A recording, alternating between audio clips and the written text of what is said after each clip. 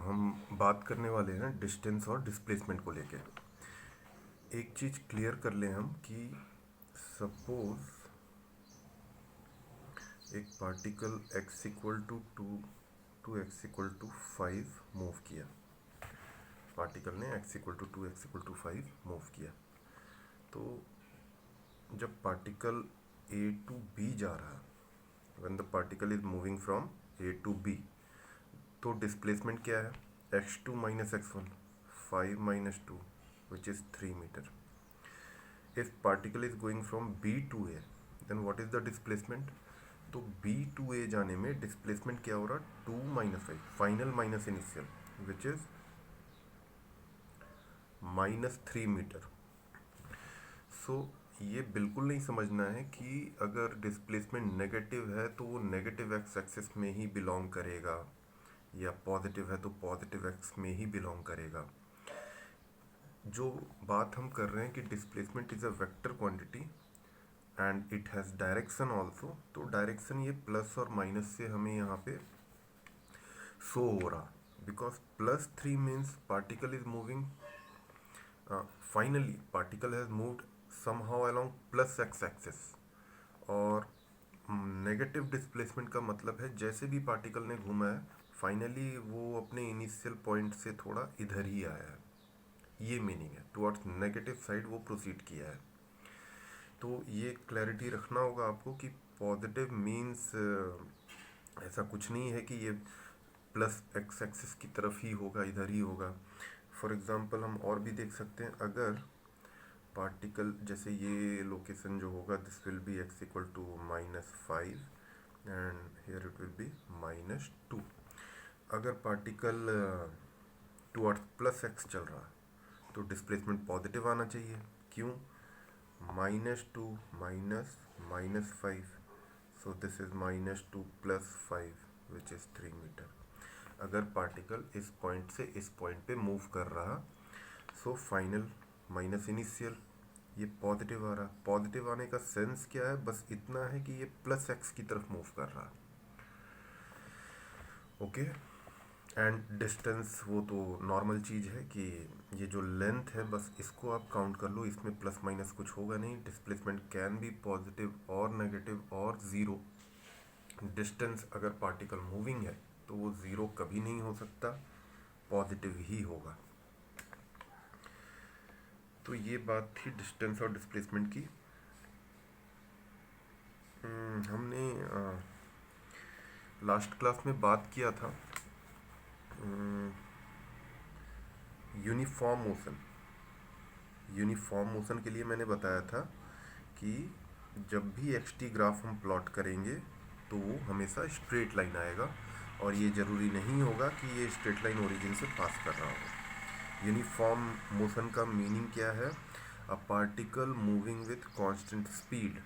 जो भी speed particle की होगी 10 मीटर पर सेकेंड अगर है स्पीड, तो वो हमेशा हर एक टाइम उसकी स्पीड यही होगी. This is the meaning. Okay. एक बहुत ही इम्पोर्टेंट चीज़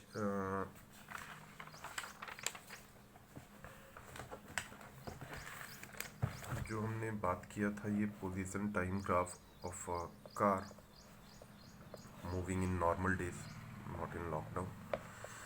तो हम कहीं भी निकलते हैं तो हमारे कार की स्पीड कभी कम कभी ज़्यादा, या सिग्नल पे हमें रुकना पड़ता है, फिर कहीं खाली जगह मिला तो हम थोड़ा भाग के चलते हैं. तो ये सब इस तरीके से चलते हैं. तो वैसे एक कार के लिए हमने ये पोजीशन टाइम ग्राफ प्लॉट किया था. मैंने बताया था कि ये ग्राफ हमें क्या बता रहा कि पार्टिकल प्लस एक्स की तरफ ही चल रहा, बिकॉज टाइम के साथ हमें दिखाई दे रहा कि एक्स का वैल्यू बढ़ता जा रहा. एक्स का वैल्यू बढ़ता जा रहा है. एक्स किधर है? इधर. एक्स का वैल्यू बढ़ता जा रहा. For the duration 0 to 10 second, ये स्ट्रेट लाइन नहीं है, मतलब पार्टिकल का स्पीड कांस्टेंट नहीं है. Motion is not uniform. And for 10 to 18 second ये स्ट्रेट लाइन हो गया, means particle has a constant speed. Then after stationary object का ग्राफ याद करें, लास्ट क्लास में बताया था, तो वो पार्टिकल रेस्ट पे आ चुका है, बिकॉज विथ टाइम उसका पोजीशन चेंज नहीं हो रहा, वो उसी पोजीशन पे, जो भी ये कोऑर्डिनेट होगा वो उतने पे ही है। तो जो हम बात करना चाह रहे हैं इस पोर्शन के बारे में, 0 to 10 सेकेंड, यहाँ स्पीड या जो भी है वो क्या होगा, इसके लिए हमें एक टर्म समझना होगा। वो टर्म क्या है? Slope. Term is slope. Slope का सिंपल मीनिंग है slope of a line. Slope of a line, line straight line is defined as, suppose ये एक लाइन है L1, this is plus x axis, this is minus x axis y। तो इस line ने positive x axis से क्या angle बनाया है? ये बनाया है, that to positive x axis से इस लाइन ने ये एंगल भी तो बना रखा है, तो ये भी, या ये एंगल बोल सकते हैं बहुत लोग। तो थोड़ा अच्छे से इसको हम रीड करेंगे कि angle made by the line with positive direction of x axis in anti clockwise sense. किसी एक लाइन का स्लोप चाहिए तो आप बस ये देखिए कि वो प्लस एक्स एक्सिस से एंटी क्लॉकवाइज सेंस में कितना एंगल बना रहा। सो दिस इज थीटा। जो भी एंगल होगा उसका आप tan ले लें, this is called slope of the line.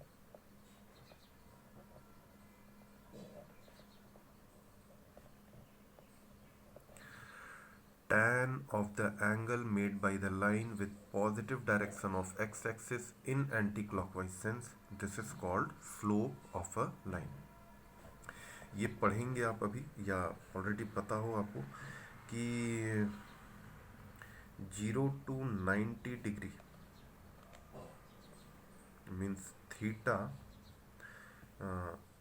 0 से बड़ा हो और लेस देन 90 हो तो tan theta is always positive. tan theta की वैल्यू पॉजिटिव होगी अगर एंगल 0 to 90 होगा तो। सो अगर tan थीटा पॉजिटिव मतलब slope of the line is positive. ये लाइन हुआ, या मैं एक सपोज ये 60 डिग्री लाइन है, tan 60 इज वॉट √3। मैं एक 30 डिग्री लाइन बना दूँ, tan 30 इज 1/√3, यही एंगल है, तो इसका भी स्लोप पॉजिटिव। मीन्स जब भी ये एंगल एक्यूट होगा then slope will be positive. और सपोज एक लाइन ये है L2, इसने प्लस एक्स एक्सिस से कितना एंगल बनाया? ये एंगल θ2, ये दिखाई दे रहा हमें, this is a obtuse angle and tan of a obtuse angle is negative.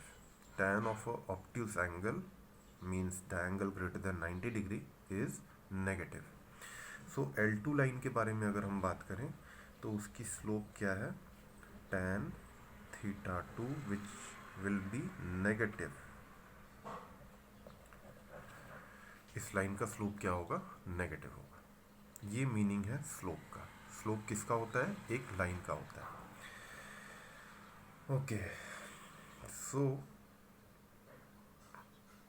अगर आपसे पूछा जाए कि ये L1 का स्लोप कांस्टेंट है क्या?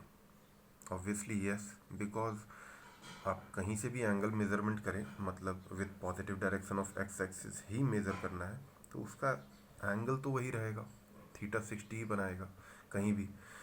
और θ60 बनाएगा तो मीन्स m का वैल्यू जो है वो भी हर बार √3 ही आएगा, means slope is constant. Gate my point?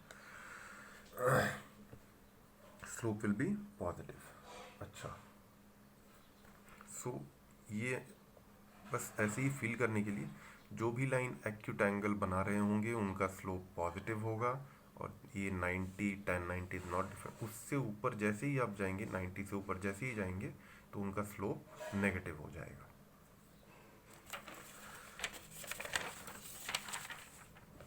Okay,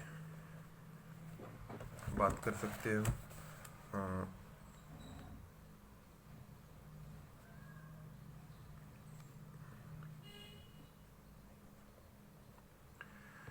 what is the slope of this line. तो देखिए, गौर से देखें, इस लाइन ने एक्स एक्सिस के साथ क्या एंगल बनाया है। तो इस लाइन ने एक्स एक्सिस के साथ 0 डिग्री बनाया, no angle. tan 0 is 0, so slope is 0। इस लाइन का स्लोप क्या होगा, 0 होगा। Okay, now we will see slope of a curve.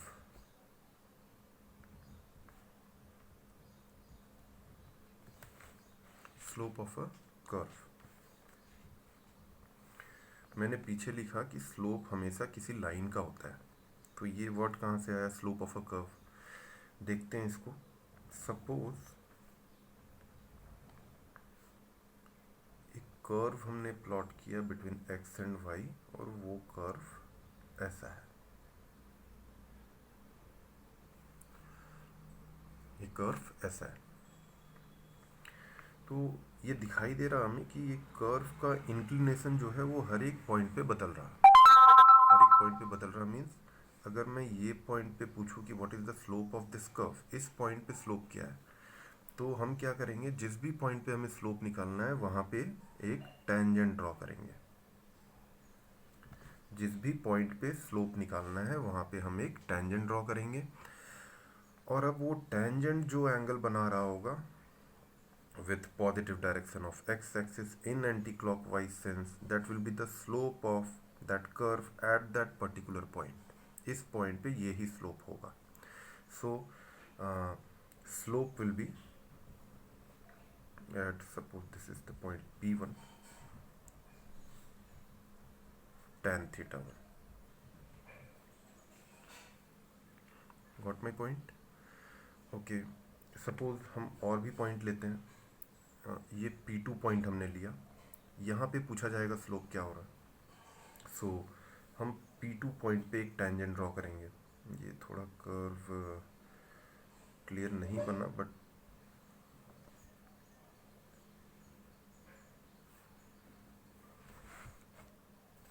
Okay ठीक है। ये P2 पॉइंट है, यहाँ पे हमें स्लोप निकालना था, तो हमने एक टेंजेंट वहाँ ड्रॉ किया।